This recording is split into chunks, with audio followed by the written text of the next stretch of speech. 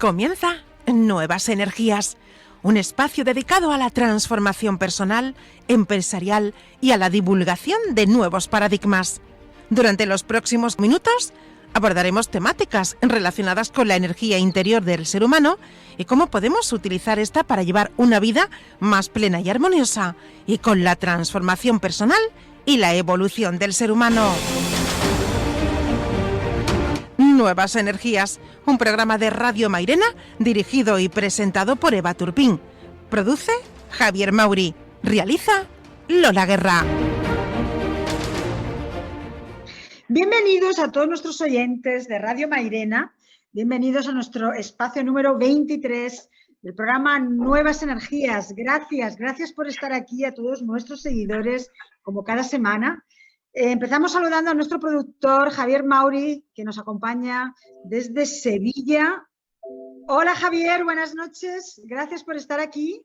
Muy buenas noches, Eva, y es un placer volver a estar aquí contigo.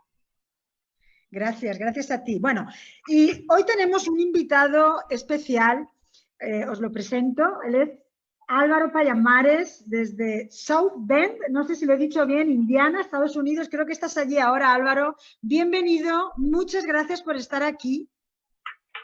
Hola. ¿Cómo están? Sí, está bien dicho. South Bend. Ok, perfecto, muy bien. En este momento. Muy bien, pues muchas gracias por aceptar esta invitación. Es un placer, un honor para nosotros tenerte aquí en este espacio. Te voy a presentar un poquito, obviamente, tu currículum también es muy amplio, así que luego, pues, si quieres tú puedes decir más cosas. Tú eres chileno, nacionalidad chilena, origen chileno, actualmente vives en South Bend, Indiana, en Estados Unidos. Eres psicólogo clínico infantil, director del Centro de Intervención Temprana, cofundador y director Comunicación y Redes, Fundación América por la Infancia y Protección. Bueno, eres un experto internacional, muy conocido en toda América Latina y en Estados Unidos, por tu gran labor con los niños y con el mundo de la infancia. Y la verdad es que estos días he tenido la oportunidad de profundizar un poco en tu trabajo, me parece muy interesante, enhorabuena por todo lo que haces, te lo digo de verdad, en el sentido de que necesitamos muchas personas que hagan este tipo de labores en este planeta. Así que bueno, para que todos nuestros oyentes y nuestros seguidores de Radio Mairena te conozcan un poco más, Álvaro, háblanos un poquito más de ti como persona, como profesional, qué es lo que te ha traído hasta aquí a dedicarte con tanto amor y con tanta pasión a este mundo de los niños y de la infancia. Mire, yo cuando entré a estudiar psicología entré con ganas de ser psicólogo infantil. Al poco tiempo se me quitaron las ganas. Lo encontré bien árido y poco prometedor. No había encontrado todavía los modelos de la complejidad, de la comprensión un poco de los procesos que tienen que ver con los vínculos, que me hiciera sentir cómodo. Entonces seguí estudiando el tema adulto y ahí me empecé a profundizar en una teoría que se llama corracionalismo. Vittorio Guidiano, un italiano muy famoso, y Guidiano citaba a John Bowlby constantemente, sobre todo en la primera parte de sus libros, y eso me llamó la atención y empecé a ver por qué citaba a John Bowlby, Guidiano siendo tan inteligente, qué es lo que tenía John Bowlby que hacía que lo citara tanto, sobre todo en la primera etapa de la conformación de los vínculos. Y ahí me encontré con el programa de investigación internacional de los vínculos tempranos. El 2001 vi a Patricia Crittenden, que fue como ayudante de Mary Ainsworth, que a su vez fue ayudante de John Bowlby, en una presentación y quedé maravillado. Me estaban hablando de una infancia compleja que estaba en relación a los estilos parentales. No habían etiquetas en sí mismas, sino que eran interactivas. Explicaban un poco esta mirada más de la cibernética, la retroalimentación de los sistemas orientados a metas, como la conducta de la madre o su ausencia iban modelando el cerebro y la conducta de los niños. Y eso lo encontré fascinante, lo encontré que era por ahí. Y después apareció todo lo que es las neurociencias afectivas del desarrollo. Aparecieron en mi bagaje, porque ya estaban, pero yo no la había encontrado tan precisamente. Y un poco todo lo que es más actual, que sería la teoría del apego de tercera generación. Todo lo que es hoy día de lo que la investigación permitió en estos 50, 70 años, poder generar programas de intervención en distintos países, sobre todo en Europa, en programas de intervención en infancia, de evaluación temprana, de evaluación de apego, todo eso me fascinó. Y de ahí seguí, nunca paré de estudiar en estas áreas. Es muy interesante. Luego hablaremos un poco de esa teoría del apego y de esa base segura que, bueno, que todos buscamos afuera y que es tan necesaria, pero que efectivamente tenemos que empezar también a buscar dentro de nosotros, a ver qué opinas tú después. Bueno, vivimos en un planeta, lo digo siempre, de los que repetimos curso. Estamos aquí repitiendo desde hace mucho tiempo patrones heredados por nuestras familias, patrones disfuncionales. Tú eres un conocedor, un experto de todas estas temáticas de abuso, violencia y no solo en los niños. ¿Cómo podemos, Álvaro, empezar a educarnos y a educar para que todo esto pues empiece a eliminarse, ¿no?, de este planeta? Hay una gran labor por hacer. Empecemos desde la responsabilidad verdaderamente a reconocer todos estos patrones para evitar que esto se repita, se continúe repitiendo con nuestros hijos, en nuestras familias. ¿Cómo podemos empezar a educarnos y a educar desde esa conciencia, la responsabilidad, que es tan importante? Empezar a encontrar esa base segura dentro de nosotros mismos. Obviamente también afuera, pero empezar desde esa responsabilidad. Sí, mira, en general lo que la investigación de apego nos regala son grandes números. Entonces nos dicen cómo se comportan las grandes poblaciones. Tenemos porcentajes de patrones de apego. Se pueden mover, las intervenciones pueden generar movimiento como en la campana de Gauss, que se empuje un poco hacia la salud mental, pero es algo que no es fácil. Y cuando nosotros entendemos con esta mirada más de los grandes números, la campana de Gauss, los percentiles, nos damos cuenta que tal vez hoy día hay alguien que está escuchando y que está en un percentil muy cercano a la patología. Y cualquier cosa que yo le diga no tiene mucha repercusión, ¿sí? Como que hay lugares donde ningún libro, ni un comentario, una radio, ni un programa, ni un taller de 3 días va a generar un cambio real y profundo, a menos que no haya un camino terapéutico formal y consistente en el tiempo. ¿Sí? Hay personas que requieren, para poder romper estas cadenas, años de psicoterapia en algunos casos, y en algunos casos un acompañamiento psicoterapéutico bastante más extenso, y ya tal vez no en las sesiones semanales, pero sí sentir que hay un apoyo. Y me cuesta, porque esto, como se me ha preguntado muchas veces, entonces, o más que muchas veces, he tratado de llegar a este punto en otra oportunidad, y siempre la audiencia es tan diversa que puede ser que haya alguna persona que estas palabras le hagan sentido y diga, ya, este es el momento de yo iniciar mi proceso, o tal vez algo que digamos más adelante. Pero en general es difícil, y sobre todo a las personas que más les cuesta son los que son más reacios a buscar caminos terapéuticos. Muchas veces queda como de la mano del azar, de la resiliencia, que algo pase. En ese sentido, como que nosotros estamos intentando tener algún tipo de impacto en políticas sociales, ¿sí? Conversar con diputados, con senadores, con lo que es la evaluación de proyectos de inversión en primera infancia.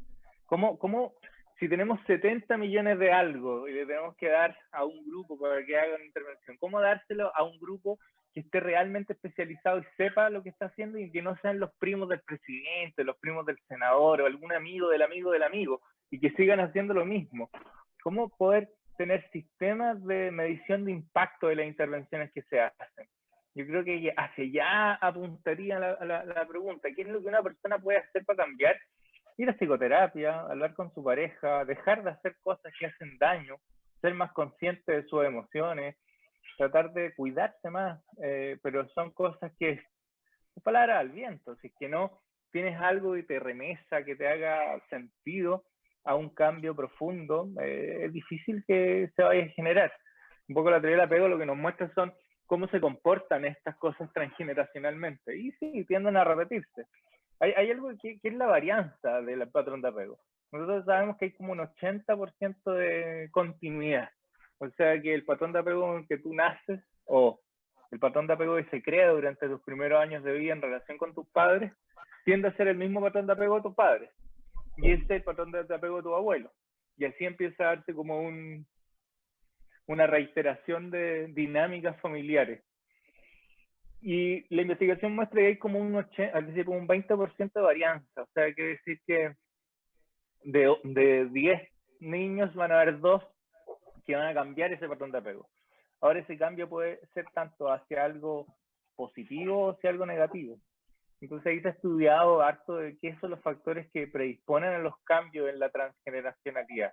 Y son súper importantes hacia las cosas positivas, todo lo que tiene que ver con los factores de protección, familiares, redes de apoyo, la creatividad, el arte, vínculos, suelen ser vínculos reparatorios que generan que las personas puedan optar a relaciones tal vez más saludables con sus hijos de las que ellos recibieron de sus padres. Y también tenemos cómo esta varianza puede orientarse hacia la otra dirección. Y ahí son los factores de riesgo, duelos, muertes, separaciones, pandemia, guerra, migración, enfermedades catastróficas, enfermedades psiquiátricas, alcoholismo, sedentarismo. La lista, si hacemos la combinación con las investigaciones de Vincent Felitti y Robert Anda en Estados Unidos sobre las experiencias tempranas adversas, notamos que ahí hay un cruce. Entonces la salud mental es como el resultado de un montón de factores de protección donde el principal tiene que ver con la calidad del apego, pero no es el único, es el principal, no es el único.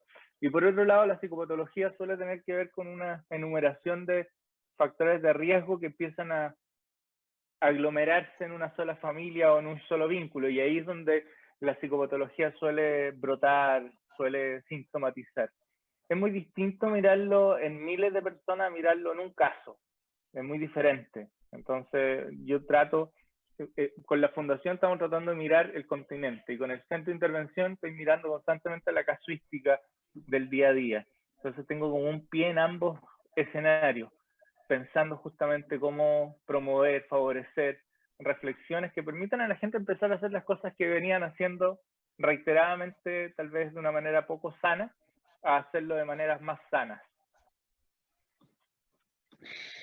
Sí, muy importante. Efectivamente, el que no se acuerda de su pasado, sí, está destinado a repetirlo, obviamente. Muchas veces es penoso que los seres humanos tengamos que tocar el fondo y a través de mucho sufrimiento y dolor empezar a cambiar patrones, cuando sería más fácil, ¿no? A través de, bueno, eso es un poco también nuestra labor a través de este programa, del proyecto Nuevas Energías, de la labor tuya y de, bueno, llegar un poco a esas personas, ¿no? A través de la información de que existen otras cosas, de que no es necesario generar más drama, más sufrimiento. Álvaro, ¿qué agentes sociales, qué instituciones, tú has hablado ya un poquito, ¿no?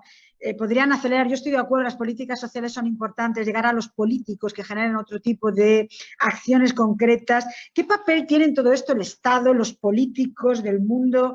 Invertir en la infancia es rentable. Yo estoy de acuerdo, he leído un artículo tuyo y me gustaría que hablaras de esto con nuestros oyentes. Estoy totalmente convencida que cuando invertimos en la infancia estamos invirtiendo a medio largo plazo en muchos recursos para los diferentes países. Pero parece que a nivel político esto como que a nadie le interesa. ¿Tú qué opinas, Álvaro? Mira, o a casi sí, nadie.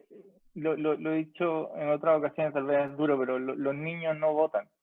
Y eso tiene un impacto en las decisiones políticas. En general,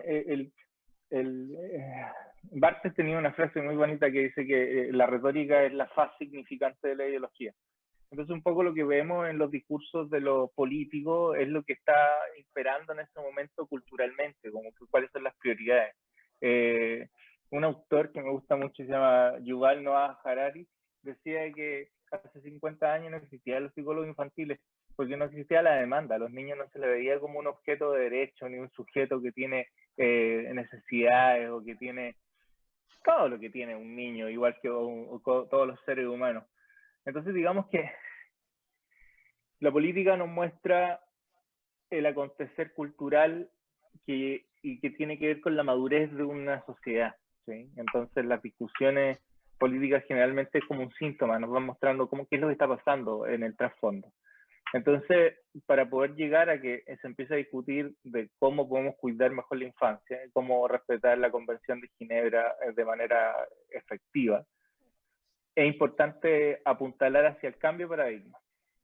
Y el cambio de paradigma en la infancia hoy día tiene muchos sustentos teóricos y de evidencia científica, que tiene que ver con la sensibilidad que tiene el cerebro a la metamorfosis o la transformación dependiendo de la calidad de los vínculos y el entorno afectivo que los niños reciben.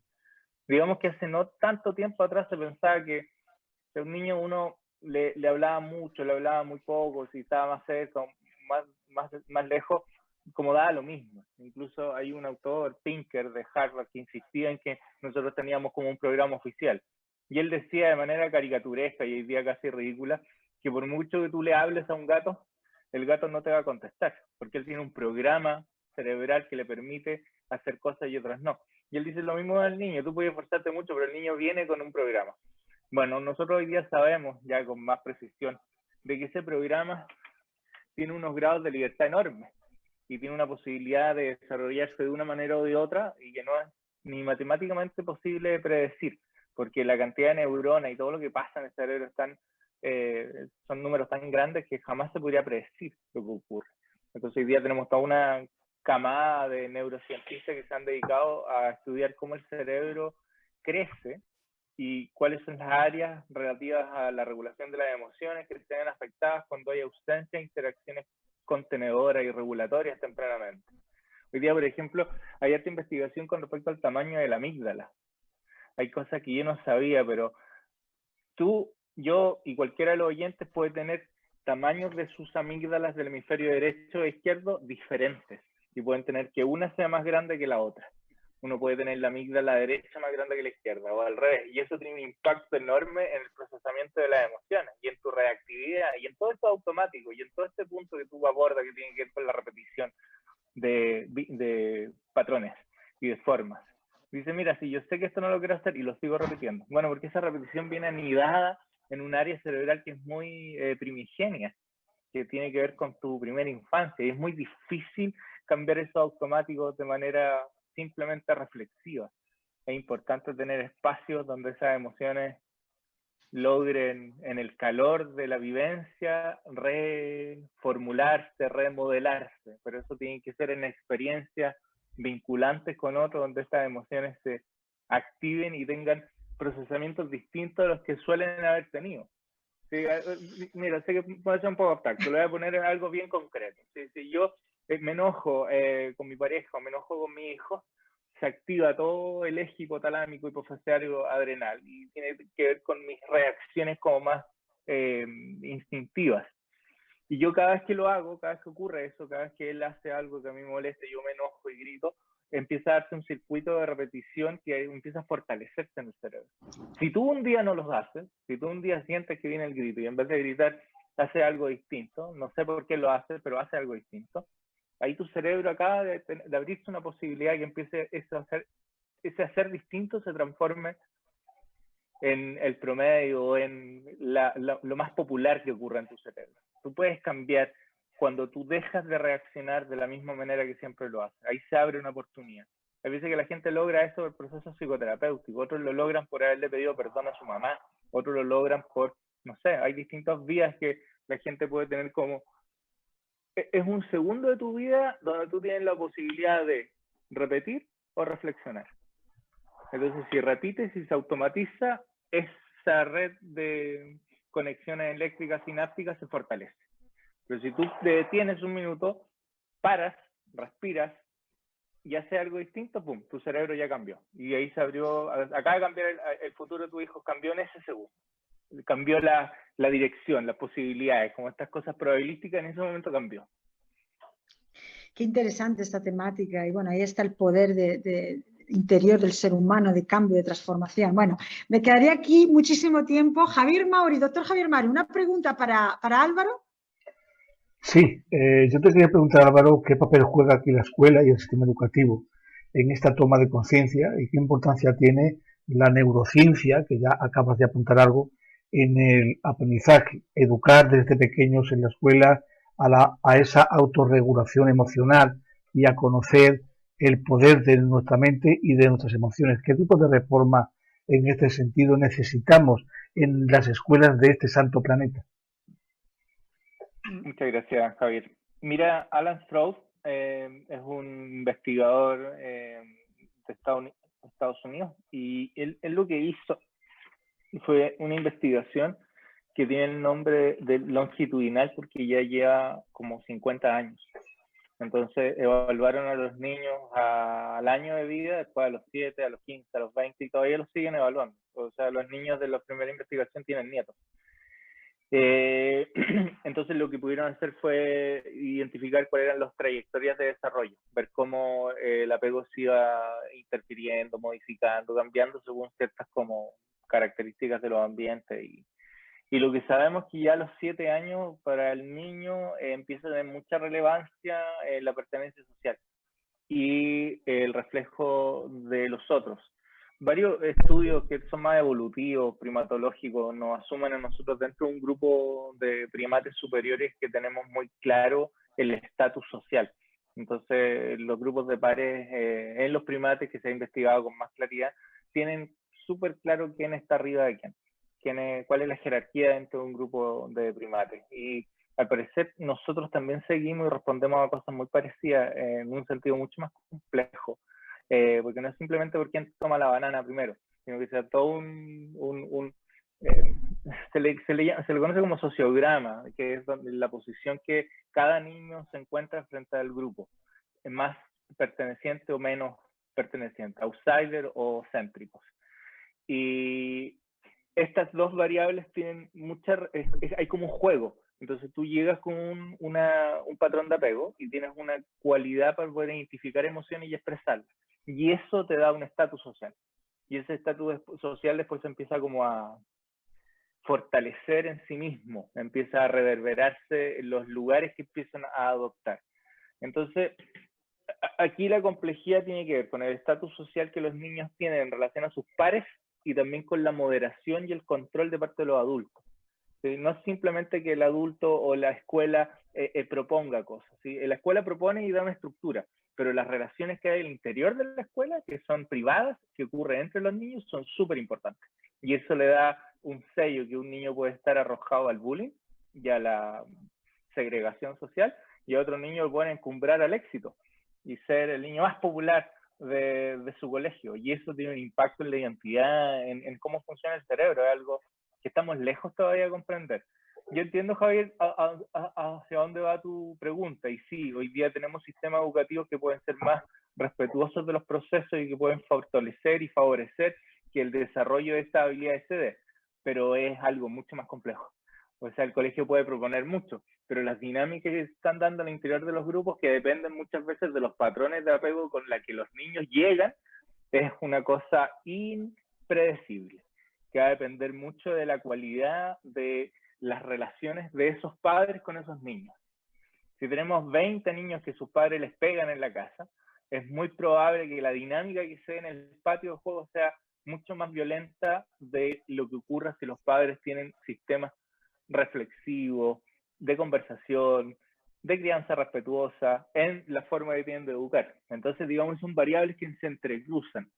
Ahora, y con eso termino, yo creo que la invitación al mundo de la educación es a entender un poco más los procesos de aprendizaje distintos a los que aprendimos de esto de electrocutar ratas. Hoy día la comprensión del aprendizaje como algo más profundo, como en la línea de Ken Robinson, no sé, de otros autores que han estado pensando como en la mente, como en una cosa mágica, maravillosa, creo que nos tiene que orientar a cómo transformar y convertir la nueva escuela que está a puertas de transformarse en lo popular hoy día. Ha cambiado bastante la mirada de la educación. Claro, interesante. Yo el mundo de la infancia lo conozco menos, trabajo con adolescentes. Ahí yo creo que el sistema educativo tiene también una labor, efectivamente, comparto contigo, Álvaro, lo que dices, de que esos modelos de apego ya con los que venimos de nuestra familia son muy importantes, pero creo que también la labor del sistema educativo, sobre todo, no sé, a partir de una cierta edad, es precisamente dar esos instrumentos o guiar o de alguna forma favorecer que esos adolescentes, esos niños empiecen a encontrar también esa base segura dentro de ellos mismos. ¿Tú qué opinas, Álvaro? Intentar, sí, está bien que tengamos familias con una base segura, trabajar en eso, pero cuando eso no ocurre, podemos siempre, de alguna forma, inspirar, guiar con instrumentos de aprendizaje adecuados, como has dicho tú, a que esa base segura empecemos a despertarla en cada uno de nosotros. Mira, de nuevo, pensando en percentiles, grandes números, como, mira, en términos generales, lo que puede hacer el sistema educativo no puede ser transformarse en superhéroe ni esperar que ellos generen el cambio de la vida. O sea, si tenemos tantos papás que hoy día maltratan a su hijo, no podemos depositar toda la esperanza en el profesor. Sin duda que puede generar una relación especial con uno o dos, pero hay veces que el grupo entero necesita vínculos reparatorios y eso está difícil. Yo creo que tenemos que aprender a trabajar en colaboración, pero hay veces siento que se le está poniendo el peso demasiado alto o demasiado pesado a los profesores. Como que los profesores se les exige que sean como hadas madrinas, no sé, como que no todos los profesores pueden ser Mary Poppins. Es difícil que se llegue a ese perfil de ese educador comprometido, porque además es muy desgastante. Un niño que tiene carencia afectiva tiene una demanda para un profesor que es súper alta y no puede ver a los otros. Entonces, yo trabajo desde cierto tiempo con profesores y lo que trato de evitar es que se quemen a lo bonzo, trabajando con niños que tienen, se llaman familias de alta complejidad o multisistémica problemática o de problemas multisistémicos. Y ese tipo de familias se comen los profesores, se comen las reuniones de profesores, se comen hasta los profesionales. Entonces es súper importante también entender qué niños de mi grupo necesitan atención especializada y qué niños yo lo puedo ayudar a equiparar con un trato amable. Porque si no, hay mucho profesor que se quema, empieza a invertir toda su energía, que está muy bien y le hace muy bien al niño, pero no es suficiente. Y solamente lo deja en un plano como de flotación. Entonces también, si es que él no hubiera hecho eso, tal vez el sistema muestra que estaba en una situación de mayor gravedad. Hay veces que puede ser complicado empezar a analizarlo desde varios lugares, porque cuando tenemos un profesor que tiene esta intención como de superhéroe, hay veces que se transforma en el status quo y con su actuar no logra identificar la gravedad de lo que está pasando en esa casa y queda como solapado. Entonces también mi invitación cuando trabajo con profesores es anotar, describir, ¿sí? Tú como profesor describe y suma datos. Entonces, mira, hoy día llegó con un moretón, hoy día de nuevo pasó esto, hoy día estaban gritando, hoy día estaban peleando por algo de los genitales. Registro. El profesor tiene que tener un registro que le permita a la dirección tomar buenas decisiones. Porque si yo cada vez que hay algo no lo noto, no percibo lo que está pasando, puede ser que el niño me esté gritando auxilio y yo no lo estoy viendo. Entonces, cuando yo empiezo a registrar lo que va pasando con los niños durante el año, empiezo a ver que hay tendencias, que empiezan a repetirse cosas. Niños que se quedan dormidos, niños que llegan tarde, niños que están sucios. ¿Sí? Cualquier cosa puede pasarle a una familia, pero si te pasa frecuentemente, te están diciendo algo. Entonces, ahí es donde necesitamos profesores que tengan un trabajo coordinado con los psicólogos del colegio y a su vez los psicólogos del colegio coordinados con los sistemas de protección, cuidado, de quien vela por la infancia en los distintos países, ciudades, donde hayan niños, donde hayan adultos y donde hayan ganas de hacerlo mejor. Claro, un gran trabajo por hacer en este planeta todavía. Necesitamos generar más conciencia para que, bueno, poco a poco vayamos generando familias más conscientes y luego, pues claro, que la labor sea más fácil. Claro, eso estoy de acuerdo. ¿Cuál es? Eva, mira, ¿Sí? no quiero sonar un poco pesado, pero yo me estoy cambiando de casa, entonces pedí permiso para quedarme acá un rato más y ya tenemos todo en el auto, estamos terminando. Yo por eso estoy un poco justo en el auto. Están esperando para pasar a hacer el aseo en este lugar. Cortamos, Javier. ¿Qué hacemos? ¿Ya cortamos y tú ya lo cortas antes de esto? ¿Sí? ¿Me despido? Sí. ¿Me despido? Vale. Bueno, pues se nos acabó el tiempo. Temática muy interesante, muchas preguntas todavía por hacerte, Álvaro, así que, bueno, pues es una oportunidad para que vuelvas otro día a este programa de Nuevas Energías. Así que, bueno, un saludo, un abrazo para ti hasta allá, hasta Estados Unidos. Gracias por estar aquí. Gracias por esta labor tan interesante que haces con los niños y con el mundo de la infancia. Y nada, cuando quieras volver, aquí estamos. Gracias. Listo, que les vaya muy bien. Gracias a ustedes. Muchas gracias. Un saludo también para nuestro productor, Javier Mauri. Muchas gracias. Muchas gracias a todos nuestros oyentes de Radio Mairena, 107.4 FM España. Gracias por estar aquí. Nos vemos el próximo viernes a las 8:30 en el programa Nuevas Energías. Gracias. Buenas noches. Hasta luego, buenas Adiós. noches.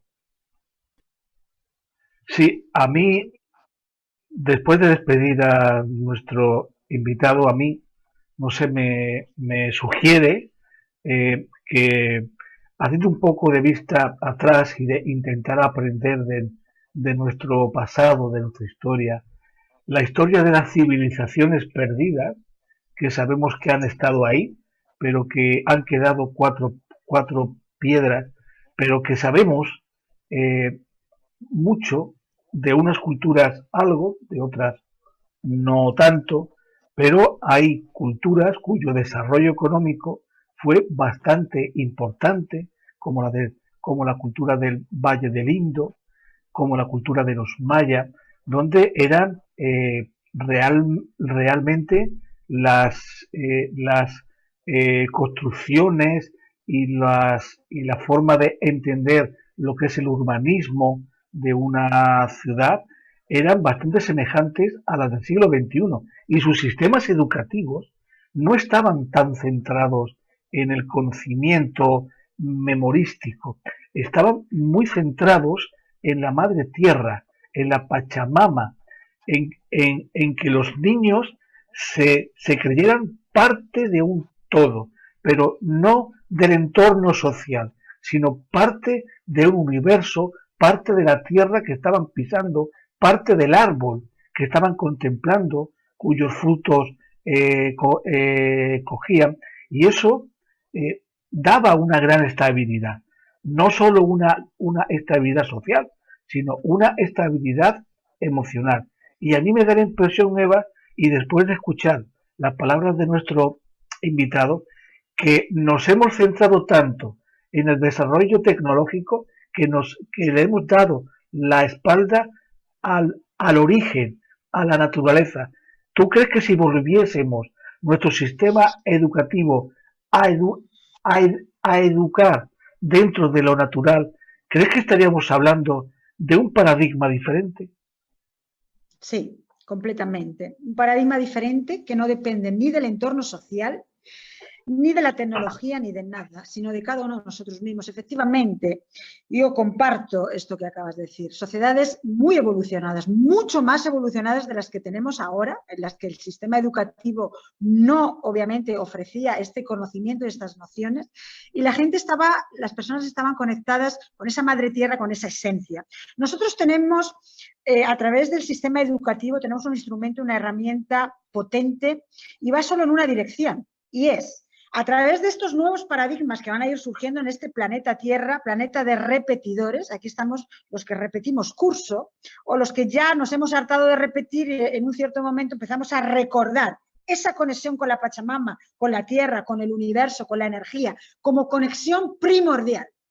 Entonces, ahí lo que el sistema educativo probablemente tendrá que hacer en los próximos años, acercándose y de alguna forma acompañando estos nuevos paradigmas, es a través de ese conocimiento, en todo caso, hacer que las personas se acerquen más a esa esencia, a ese origen del que dices tú. No hay otra. Cada vez que nos enfocamos en algo que está ahí afuera, cada vez que le damos el poder a ese entorno social, que sí, tiene su importancia, claro que sí, ¿cómo no? Lo tiene. Es mejor que estemos rodeados de personas positivas, es mejor que ya hayamos tenido bueno, pues una familia que nos lleve y que nos acompañe en esa dirección. Pero eso no es lo fundamental para mí. O sea, lo fundamental para mí es efectivamente empezar a conectar con esa esencia. El día que el ser humano empieza a conectar con ese origen, con esa esencia, con esa energía, con esa Pachamama que dices tú, con esa sabiduría universal, pues no va a estar tan pendiente del entorno social. Y entonces ahí es donde va a activar su poder interior, ahí es donde va a empezar a ver quién es verdaderamente. Y ahí es donde va a empezar a perdonar su pasado, a vivir el momento presente, a conocer ese potencial de la mente, a conectarse con esa. Yo lo digo siempre, conéctate primero con el universo o con Dios o con la energía y luego conéctate con los demás. O sea, es un trío, es un triángulo, pero que el eje más fuerte es en esa dirección, ¿sí? Y ahí es desde donde esas civilizaciones que dices tú, pues probablemente no tenían tantos problemas a nivel social ni de interacción, porque eran sabios, sabían que en esa conexión con la madre tierra estaba el secreto. Y el sistema educativo tiene que ayudar a eso, a través del conocimiento, ¿bien? A través de estas asignaturas. Lo que tiene que ir es acercando al ser humano a ese origen. Todo aquello que nos aleja es problemático, es disfuncional. En algún momento crea desarmonía. Todo eso que nos aleja de ese origen que está dentro de nosotros mismos, estamos creando la base de una separación y estamos creando la base de patologías, estamos creando la base de mucha disfuncionalidad. Entonces, el sistema educativo tiene una función importantísima, acercar al ser humano a ese origen y a esa esencia que ha perdido. Estamos muy preocupados solamente de las nociones, de la parte mental, de eso que creemos saber pero no sabemos, pero nos hemos desconectado de ese origen. Entonces, los nuevos paradigmas tienen que llevar ahí, o sea, a través de asignaturas, disciplinas que nos acerquen, que nos vayan acercando cada vez más, hasta tocar ese punto, ese origen del que hablas tú. Ahí seremos personas sabias y ahí se acabarán los traumas, el sufrimiento, es un proceso. Estamos en ello en el planeta Tierra.